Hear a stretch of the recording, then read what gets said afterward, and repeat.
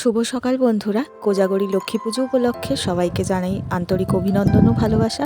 আজ লক্ষ্মী পুজো, তাই সবার বাড়িতেই কাজের ব্যস্ততা একটু বেশি। লক্ষ্মী পুজো বলে কথা, আর ঘরের বউয়ের কোনো দায়িত্ব থাকবে না সেটা তো হয় না। তো আমার সকল দায়িত্বই পালন করা হয়ে গেছে।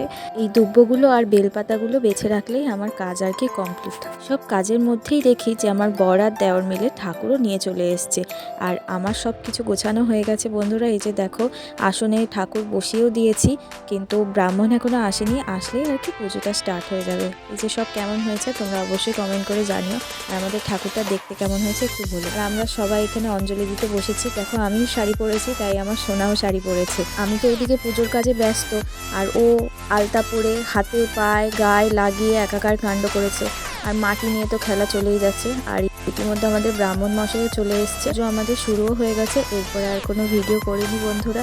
ভিডিওটা এইটুকুই। যদি ভালো লাগে একটু লাইক শেয়ার কমেন্ট করে দিও। আর তোমরা কেমন লক্ষ্মী পুজো করলে আমাকে অবশ্যই কমেন্ট করে জানিও।